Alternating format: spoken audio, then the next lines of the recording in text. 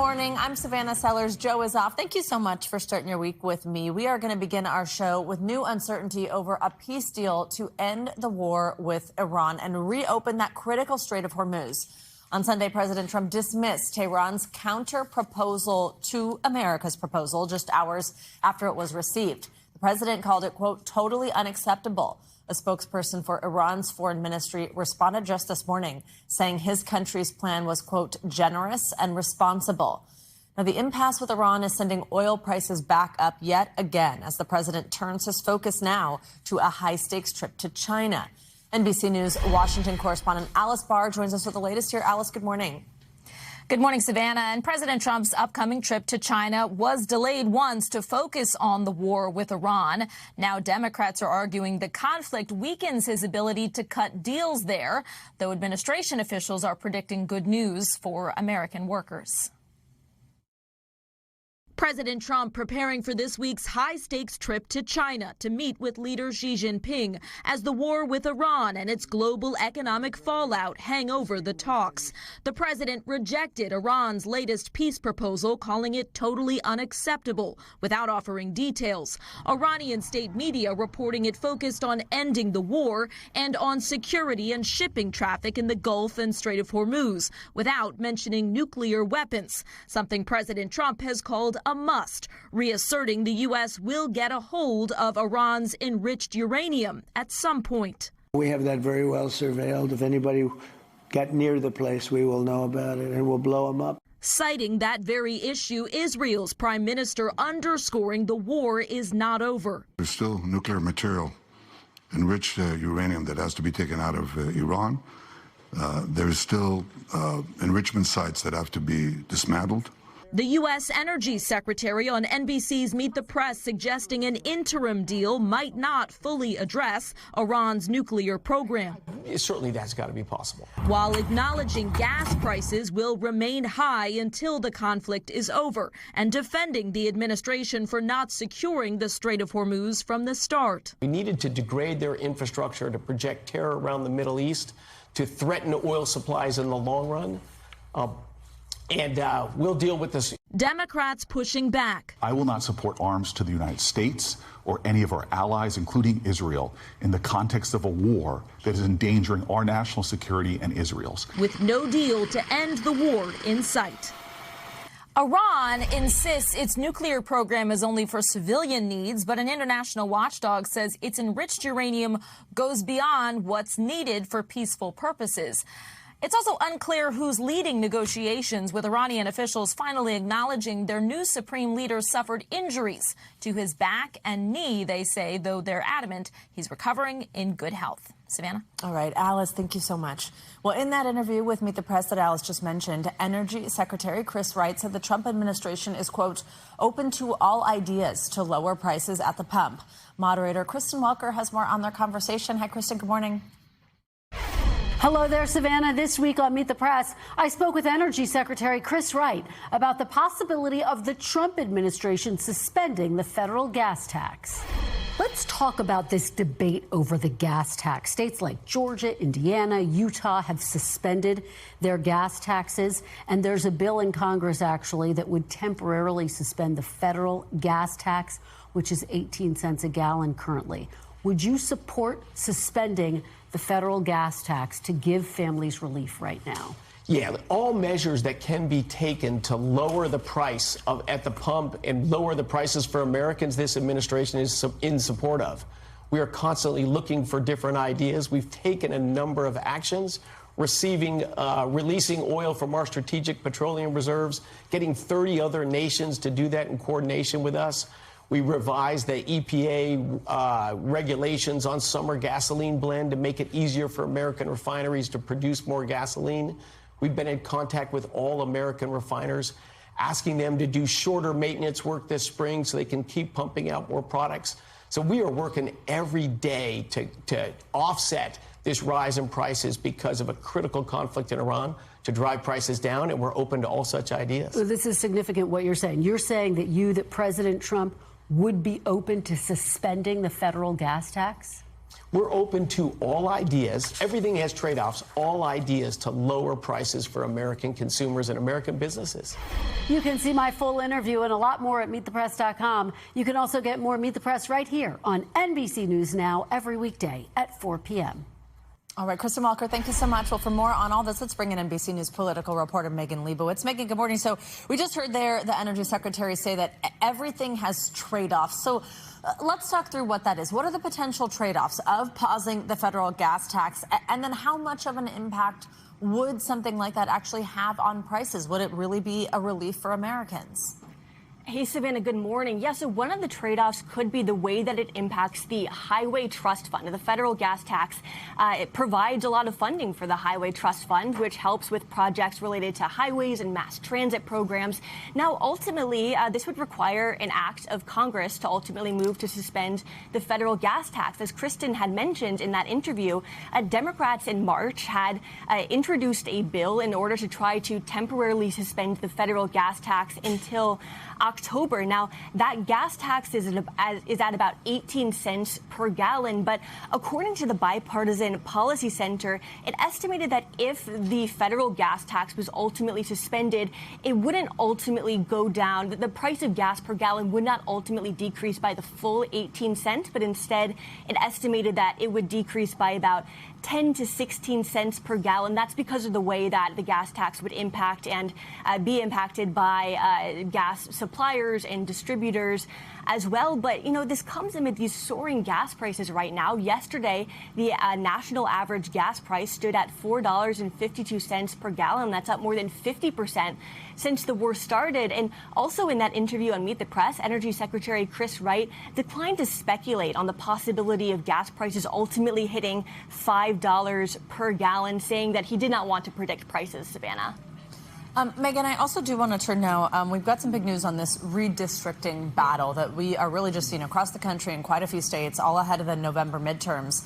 So on Friday, Virginia's Supreme Court struck down a new congressional map that would have created 4 more Democratic districts. Our viewers might remember this as big news because it was just approved by voters in a statewide vote last month. What did the court say here? Yeah, so this ultimately was a procedural issue. The Supreme Court, the Virginia Supreme Court, had ruled that Democratic lawmakers did not ultimately meet the procedural requirements to put that constitutional amendment on the ballot here. But this is ultimately marks a loss for Democrats because they were not ultimately able to get that new map that could have given them the possibility of gaining up to 4 additional seats. So Democratic lawmakers across the country were pushing back against this, criticizing the court's decision and vowing to push back and looking toward the November midterm elections as well. I want you to take a listen to how Congressman Ted Lieu of California, what he had to say about this over the weekend on CBS. So what the Virginia Supreme Court did was not only wrong, it was disgraceful. They basically said, hey, Virginia, spend all this taxpayers' money holding an election, do all this stuff, and oh, by the way, just kidding, that election didn't count. The court could have stopped this by not having the election in the first place. We're going to look at all available options. We're definitely going to try to keep fighting this battle. We also heard after this court decision from Virginia Democrat Senator Mark Warner, who pointed to elections this fall, saying that Democrats will still compete everywhere, and he predicted that Virginians will send a strong message about the kind of leadership they want. We also heard separately from House Minority Leader Hakeem Jeffries, who said that we are exploring all options to overturn this shocking decision, again pointing to the elections this November and predicting that Democrats would be able to flip the House. But, you know, ultimately this is the latest court decision that puts Democrats at a disadvantage when it comes to the redistricting battle that is echoed across the country, heading closer to the midterm elections. So ultimately, in terms of the states that have passed these new maps within the past year, now Republicans have the opportunity to potentially pick up 14 new seats compared to Democrats who could potentially pick up about 6 new seats. Savannah. Megan, quickly, before I let you go, Alice mentioned President Trump is headed to China this week for a state visit with President Xi Jinping. What do we know about priorities for both sides here? So economic and trade issues are expected to be a major topic of conversation. This comes amid this backdrop of tariff tensions during President Trump's second term. Now, of course, this also comes amid the ceasefire and the war in Iran and the Strait of Hormuz being mostly closed as well. So that, too, is expected to be a prominent topic of conversation. Yesterday, a senior administration official had told reporters that President Trump has spoken with President Xi multiple times about Iran and Russia and revenue provided to those countries, as well as the possibility of potential weapons exports, saying that the senior administration official saying that those conversations were likely to continue, Savannah. All right, Megan, thank you so much. And a quick programming note, NBC News Nightly news anchor, I should say, Tom Yamas, will be hosting special editions of Nightly News and Top Story live from Beijing starting tomorrow through the end of the week. You can catch that coverage of the president's trip by tuning in to Nightly News. It's on NBC at 6:30 p.m. Eastern, and Top Story, that's right here on NBC News Now at 7 p.m. Eastern every night. Well, this morning, millions across the U.S. are dealing with spring weather whiplash. In the southeast, some states were hit with destructive storms and baseball-sized hail overnight. And then out west, several states are battling dangerous heat waves. NBC News correspondent Kathy Park has the details. Severe storms targeting the southeast, from relentless rain to flooded roads to damaging winds tearing through neighborhoods. Lightning striking dangerously close to homes. 18 million from Texas to Mississippi bracing for even more destructive weather overnight. Oklahoma taking a direct hit from hail of all sizes, some as big as baseballs. Oh my goodness, look at that. The pellets of ice slamming into roofs, denting cars, and even spooking farm life. Oh, this is awful. Watch these horses sprinting to safety as hail crashes all around them. The National Weather Service confirming a tornado touchdown in Delco, North Carolina. This driver appearing to capture what could be part of that same storm system. And out west, the brutal heat baking 11 million across California and Arizona, with afternoon highs climbing into the triple digits. On Saturday, emergency responders rescuing multiple hikers from Camelback Mountain. These are very steep, very difficult trails to hike. And when you have the sun beating down on you for 3-4 hours, it's going to take a toll. More record-breaking temperatures expected in the days ahead, with another round of extreme weather right behind it. Kathy Park, NBC News. Oh, that hail is no joke. Let's bring in meteorologist Andrea Romero for an update on the conditions in your area. Hi, Andrea. Good morning. Good morning, Savannah. And we're going to begin talking about the heat because this is record-breaking heat, dangerous heat that's impacting here the western part of the country, especially parts of California and Arizona, with over 11 million people that will be under heat alerts for not only today, but the next couple of days, because we're expecting this hot weather to continue to impact all this area. In fact, we have the potential for record temperatures all the way from the Pacific Northwest through Texas, even parts of Colorado, and that will be through Thursday with triple-digit highs, especially here in Phoenix and Las Vegas and Palm Springs for the next couple of days. Look at Phoenix. Today we're expecting temperatures around 108 and 109 degrees, so that's dangerous heat. Definitely a day you want to stay weather aware, and you want to keep an eye on your vulnerable neighbors and find those moments throughout the day where you can find some shade and definitely stay hydrated. Now, as far as severe weather, we continue to track some storms here in the southeast, especially over parts of Texas. This is all part of that frontal system that extends into the mid-Atlantic. Some locally heavy rain will continue throughout the day here along the Gulf Coast. A few strong storms, especially extending all the way from Miami, Florida into Wilmington, North Carolina. And that weather will continue to trek on eastward, and that front tomorrow will be moving across parts of the Florida Peninsula with urban flooding quite possible in southeast Florida. And that's because we're expecting rainfall amounts of maybe 1 to 3 inches, especially in those cities with poor drainage. And then while the southeast is dealing with the storms up north. It's chilly temperatures this morning. 22 million people are being impacted by those frost and freeze alerts. That May chill is definitely still sticking around for those locations with highs that are in the 30s in Green Bay, even in the 20s in Duluth.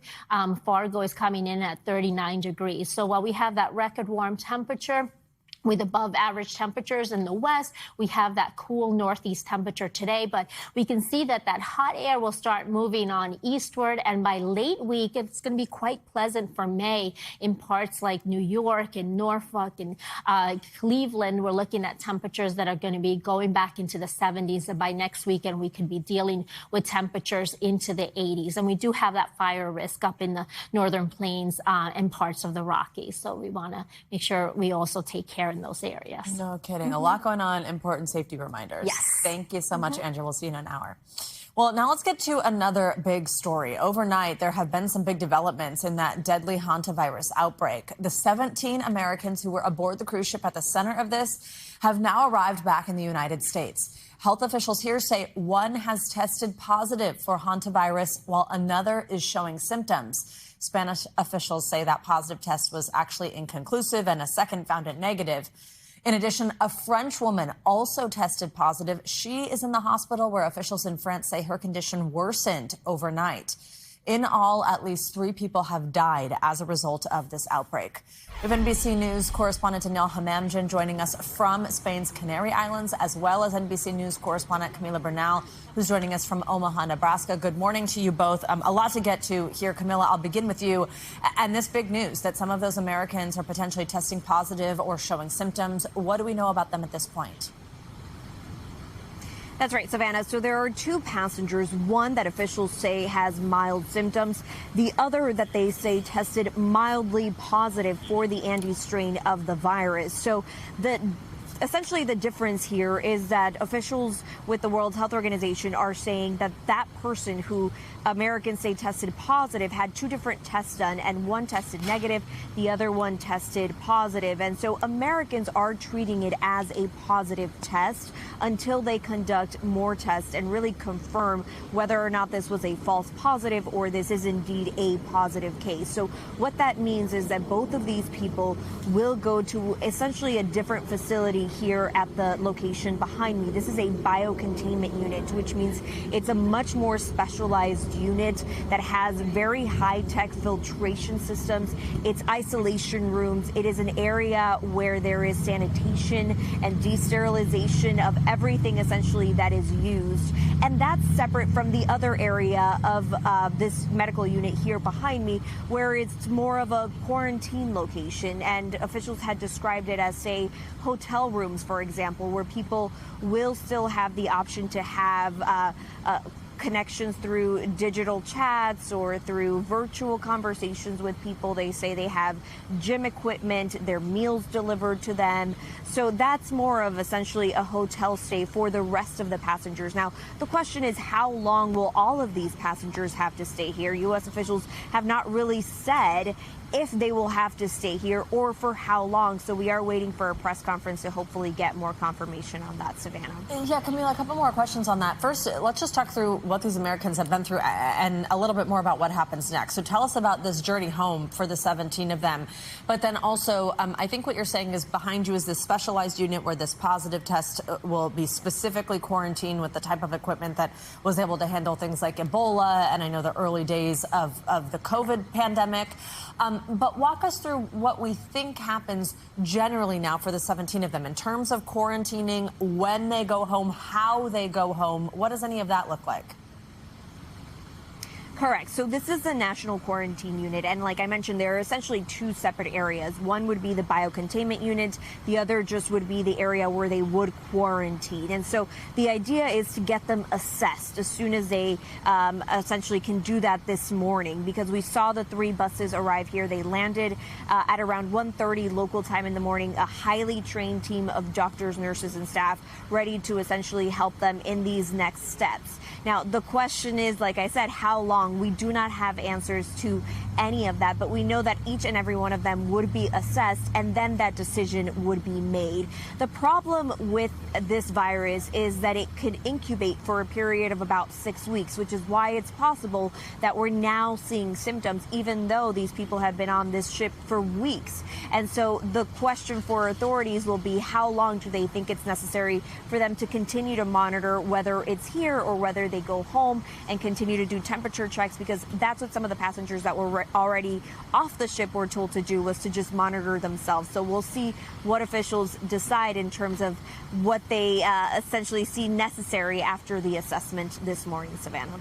Danielle, let's bring you in here. What do we know about the French woman who's in the hospital after testing positive? It sounds like her condition has taken a turn for the worse. And any news on other passengers on board that were taken back to their home countries? Yeah, yesterday, when the 5 French passengers were evacuated, within hours, we heard from the country's prime minister in France putting out a statement saying that she started showing symptoms on the flight to Paris. Less than 24 hours later, we now find out that she has tested positive and that her condition is, quote, deteriorating. It is a bit of a surprise, and I'll tell you why, because over the past few days, the World Health Organization was really reinforcing the point that all passengers on board were asymptomatic.